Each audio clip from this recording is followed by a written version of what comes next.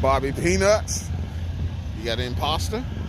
You over here trying to take over channels. You trying to take over channels over here at the YouTuber event, huh? Peanuts, Bobby Peanuts.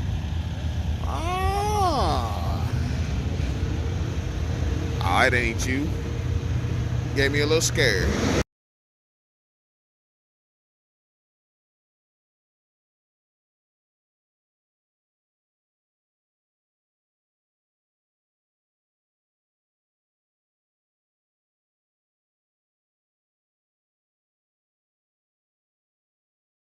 Hello. What's going on, man? I just dug out my headset. I'm driving right now, so I apologize if I'm all over with the camera, but I'm going to stop somewhere in a minute, so. I figured you was in transit somewhere. Yeah, I'm moving equipment, so but I can stop at where I'm going to drop it off and talk for a bit. Okay, that's fine. That's fine. How's the weather up that way? Well, you know what? It's not raining or snowing or 6 degrees today. So, it feels beautiful out cuz it's sunny and 40 right now, and that's going to be the hottest it's going to be all day. 40. Yeah, you warmer than we are. Oh, nice. Yeah, yeah. I appreciate your time though, coming on here and talking to some of us. Sure. And like I was trying to give you a little intro for those who don't know who you are on the last little feed, but Yeah. I'll let you do that. Well, I mean, in all honesty, man, YouTube tells it all. It really does. It really does. You Yeah, know, did you want me to just do like a quick introduction or whatever? Or? yeah, go ahead. Go ahead. Go ahead. Okay, well, my name is Matt Happel, and I run a conglomerate of social and YouTube groups and web pages under the guise of Sloppy Mechanics. And it is basically like a self-help group and informational and educational, and some people tell me it's entertaining also. And what I also have in there is do-it-yourself help style things, showing you how to do stuff with videos, or the wiki is fairly dense with like stuff you can buy or use. And what I like to do is a fair bit of stuff in like years ago I did a lot of like what you would call like I called it automotive myth busting. I would take stuff where people are like, you can't do that, and then I would do it. And I would say like one of the big things was people would say all the time that you need to spend a ton of money and get rod bolts and do this and do that for certain expectations or horsepower goals. And I threw that all away, and I'm like, you really don't need to do anything. And I would say like what we've highlighted recently is the minimal amount of stuff you need to achieve your goal with your swap vehicle mostly. And then what I also have is recently people asked me to start doing like the self-help style videos with like HP tuners and Megasquirt and stuff, and I do those too now, the Vimeo videos. Wow, it's really windy here. It's blowing me all over the place. But I guess that's a summary, right? Yeah, yeah, yeah. As far you mentioned, like the Mega Squirt. What is your preference? As far as like, if you're going to all out drag car, what is your preference as far as ECM? Over all ECUs, or just the ones that I mostly use, or?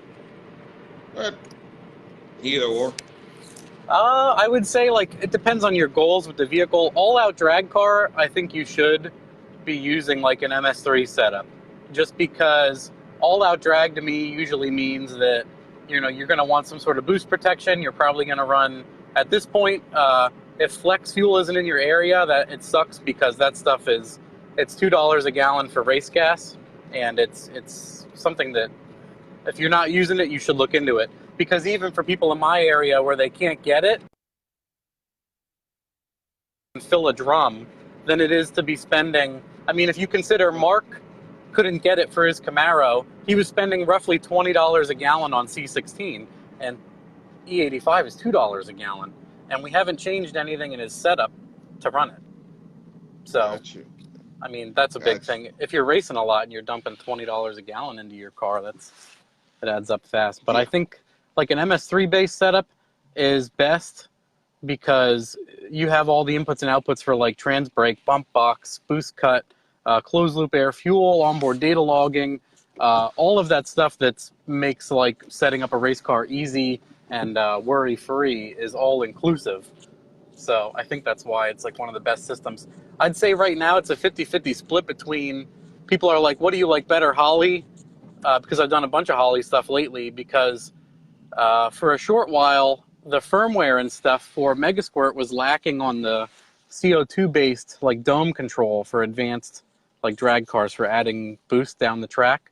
It wasn't working at the time for us. And at the time, like my buddy Ackerman and Mark were like, you know, I have a flat out race car. I want CO2 boost control, and they couldn't get it working. So we ended up swapping them over. And I don't know if it's working. Someone would have to answer for me. I haven't tried it on anything like that since then, but it's a 50-50 split. I think for some people using the Megasquirt Tuner Studio interface is easier, and for other people using the Holly interface is easier. So it's one of those things, like when people say Android versus Apple, I'm like, well, whatever you're comfortable with is probably what you should be using because the capabilities are similar, right? Gotcha. Well, I followed the when you done the Colorado a couple years ago. Yeah.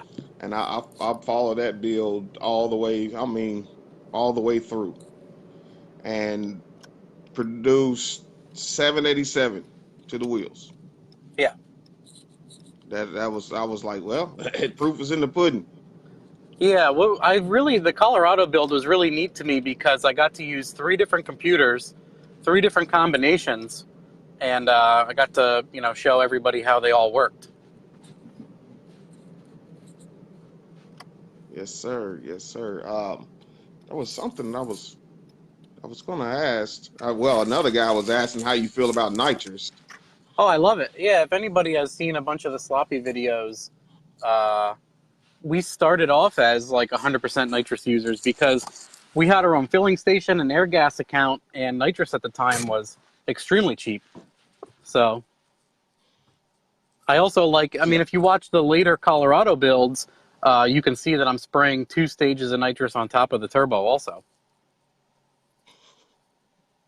So a lot of people might not realize that, but just for fun, Nitrous Outlet actually sponsors me. So every now and then when I build a car, I just hit up like Chris Adamson or one of the guys that works there, and I'm like, you want to help me spray like this piece of shit? And they're like, yeah, and they send me stuff. So they're super cool. Those dudes from Texas are awesome. And they did the same thing with the Colorado, because a bunch of times, like the horsepower capability where I was at, I kept making like 990 or 987 or 999 some days.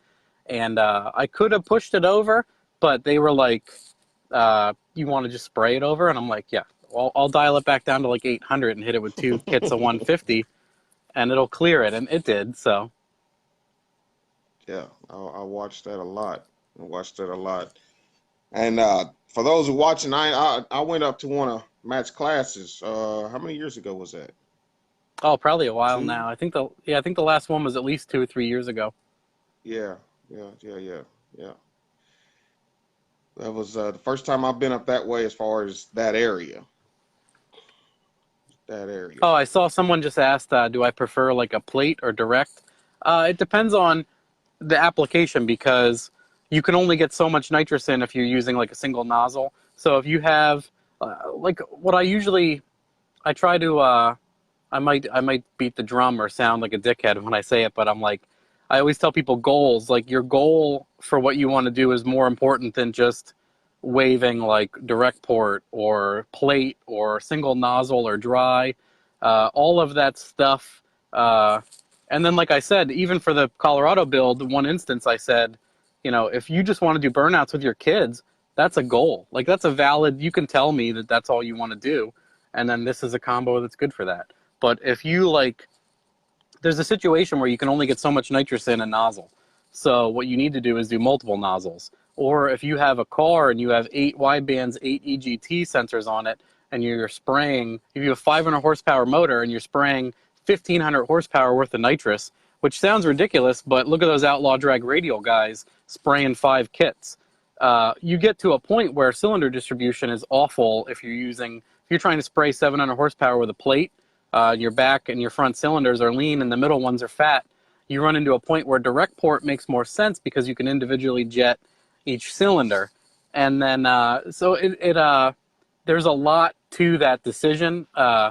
If you're spraying, I can easily say if you're spraying a small amount, up to 150 horsepower, single nozzle, for the throttle body, works awesome. If you want to spray more than that, a plate, like a throttle body plate that goes in between the throttle body and the intake, you can get much more power out of a single plate for cars that have good distribution. And then if you want to go big boy shot, it pretty much has to be direct port for balancing everything out.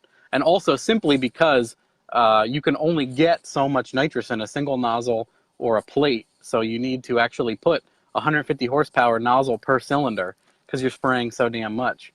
So I hope that answer, that's a long-winded answer, but that's the kind of thing, like that question isn't simply answered. It's mostly based off of what do you want to do with the vehicle. Goals. Yep, Correct. goals. The like goals. I always tell people, the goal is up here and then everything leads to it. Because some people are like, I want to go 10s in a Fox body, and then they buy like a $4,000 transmission, and then they buy a $200 turbo. And I'm like, that's lopsided. You could get away with a lot less and more of this and less of that. So, I think that's where a lot of times where like people do out of control spending and lose interest in a project is the same kind of thing. Also, is because they end up blowing a ton of money on something they didn't need, and then they can't finish the car because of it. So, it's important to have like that structure to finish, I think. Yeah. I got out of hand on one, not knowing what to get. You know what I mean? Yep, same thing. And then there's that, one of my viewers said it. I had never heard of the phrase before, but it's called analysis paralysis. You're thinking about what you should do instead of just working towards that goal. And you just don't do anything because you're thinking too much. And I see a lot of that happening with people who, they start a build and it takes too long, and then a better cam or a better turbo, or someone starts going fast on Borg Warner clones like the VS 6973s, and you have like a single 7875, and you're like, well, I should sell my single kit and do a twin kit halfway through, mostly done with your build. Part of that like will screw you over also. Yes, sir. I'm gonna be moving about just like you were.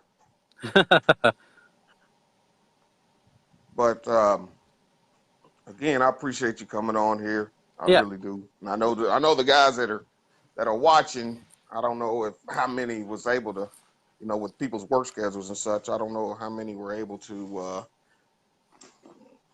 stop what they're doing and get on Facebook for sure. But anyway, and far as the LS world, man, is really, what do you think as far as seeing where it's at now and where it was, let's say 5 years ago? I feel like it is moving towards that. You can do a lot with less, obviously, right? Because even people, I remember years ago, people used to be making fun of Chinese turbos, and now they're going fast with a VS turbo. Mm-hmm. So even people that were fully talking shit on them are using them now. So that's like a laughable thing to me. And then there's plenty of people going very fast on stock bottom end also. So, I don't know where it'll go as far as like, I think it's a pretty even split of where people are doing budget, people are going fast for really expensive also. So I think it's kind of weird how it's progressing now. Like there's so many ECUs to use. I think it's funny also. I think that's like an interesting point where people get stuck on their project because what's interesting is there's like if you have a BMW and you're swapping a BMW engine in, your options are very limited, I would say. But with an LS, you have like 40 options right off of the tabletop. And I think that's tricky for some people too, is because there's too many options to choose from. Yeah. And as far as all of your builds, what was your favorite? It's tough to say. I like them all, and I don't really have like attachment to vehicles. That's why I always get rid of them. And I think my truck is probably the Colorado, like the last one I did. Most times I would Yes. say, unless I had a lot of difficulty with a vehicle, I would say the last vehicle I did was usually my favorite because I applied like all of my combined knowledge into it or whatever. So I like the truck a lot because I did a simple combo and then I did a like a big boy combo, and then what I ended up doing at the end is a mix of both. Was a really good performing economical build also that continued to surprise me. So I say the truck for now, the Colorado. Gotcha. Hey, do any of y'all have any questions or anything for Matt? I know Dustin said something about the nitrous. Me myself, I've watched a lot of your videos to the point to where I still have to sometimes go back and say, well, what did he torque it to? Just to see. Yeah. Just to see. I'm looking through to see if anybody asked anything. Just that nitrous question from Dustin. Yeah, he said Yeah, I did. He said, yes, sir, thank you. So I guess everything I explained it was good enough. good deal. Good deal. And the,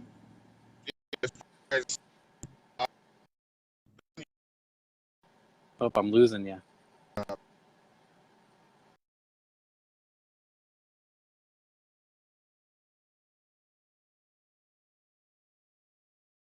is that something else?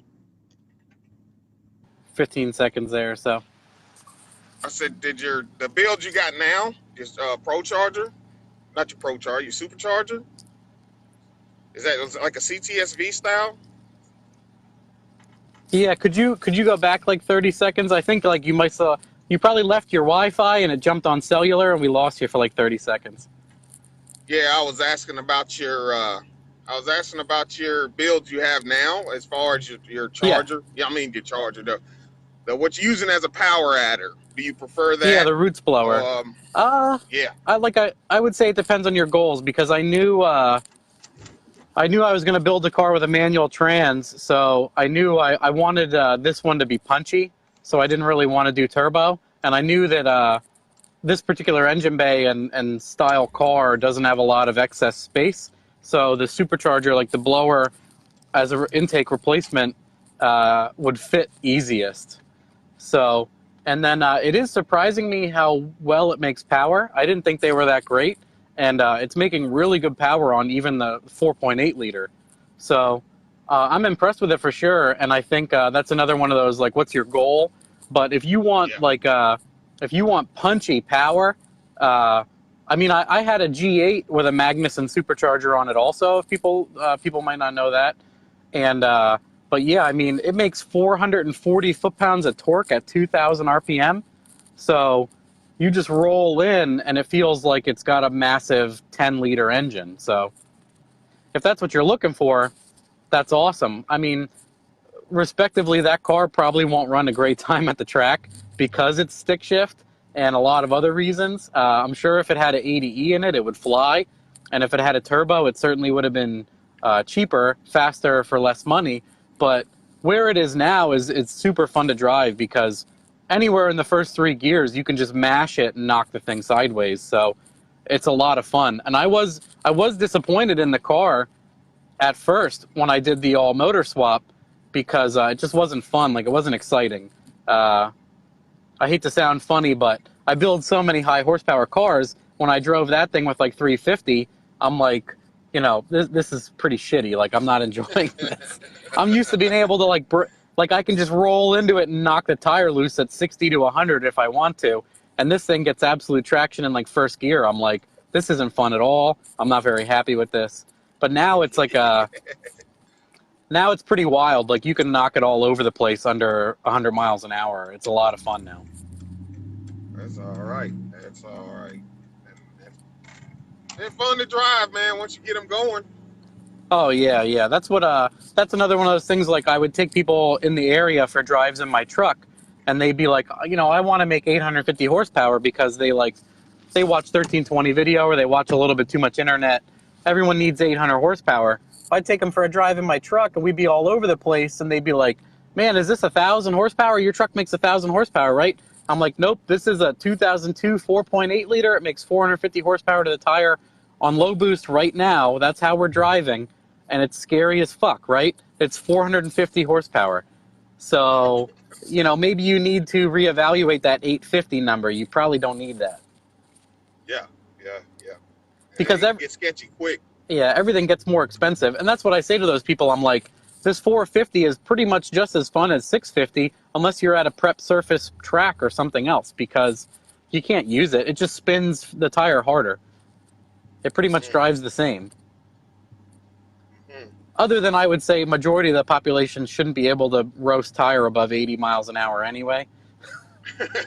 Because of their driving skills. Yeah, like when I tune someone's car with a 4L80E, simply because of the fact that it will shift into high gear during a burnout, I give them like a little speech. I'm like, you ever have an 80E car, automatic, that makes 600 horsepower?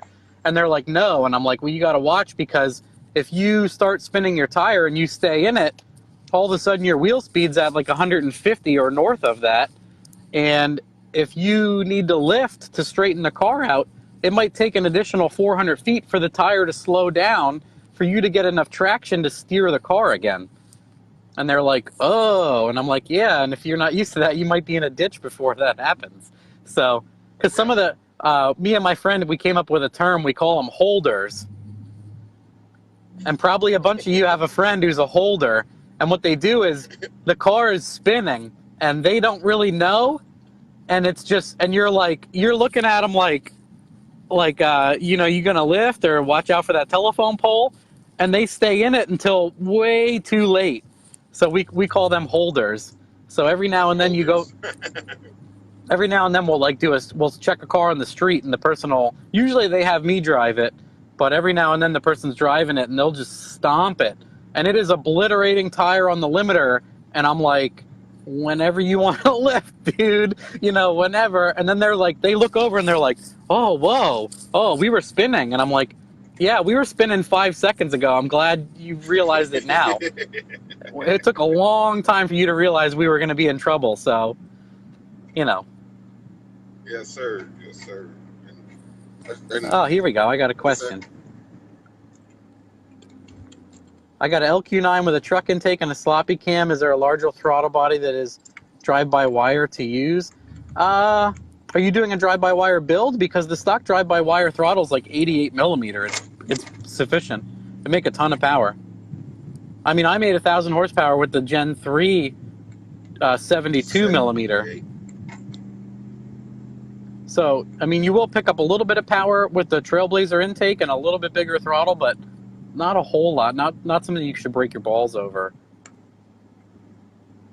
Is there a larger throttle body that's drive-by-wire? Right now I'm using a Snake Eater Performance 92 millimeter electronic throttle body on my Supercharged G. That's aftermarket. That's 4-bolt. The 6-pin or the 8-pin? It's a 6-pin. Okay. So it's like the more common, problem-free, like LS2 style. If he has a truck wiring harness, it may be the 8-pin, and then, there's the whole issue with that. You have to use that X-Link that works most of the time, I think. Yeah, I had a car come with an X-Link, and we didn't have an issue, but I know some people have issues with it. Just a little pricey, too. He has an 8-pin, yeah. See, that's why one of the reasons why when I suggest stuff to buy for a first-time builder is cable, is because of all of the incompatibilities with the pedal assembly, the TAC module, the throttle itself, the pinouts. And then we've even found out where, like, my friend had an 05 turbo truck, and we wanted to make it flex fuel, so I put like a 04 operating system that was all the same stuff, but it had an incompatibility with his pedal assembly and TAC module. So he wouldn't get wide open throttle. Even though everything was stock, everything was normal, I just changed the year of his tune to go flex fuel, and then we had throttle issues, which he bought like a intermediate wiring harness to fix that, but that's like one of those things that's a pain in the ass with drive-by-wire stuff. That's why I tell people, unless you're getting a swap with, like, you're getting the engine, TAC module, pedal, motor, ECU, don't really get into it unless you're going to use like a Holley that controls or Haltech or something that does the drive-by-wire as a standalone unit, because you might run into weird-ass issues like that. And then you're going to go to a tuner, and they might be like, well, your ECU won't do it, or what, and it might sound like they're bullshitting, but it might be true. Gotcha. Yeah. You bring up Snake Eater. I believe we're gonna talk to them one day. Oh yeah, Brad. Just the same as you. Yeah. So we'll Yeah. be talking to them also, hopefully. Yeah, he's a good guy. Yeah. And I hate to be the one to rush off of here, but No problem. I have a prior engagement that I need to do right now. And again, I need to thank you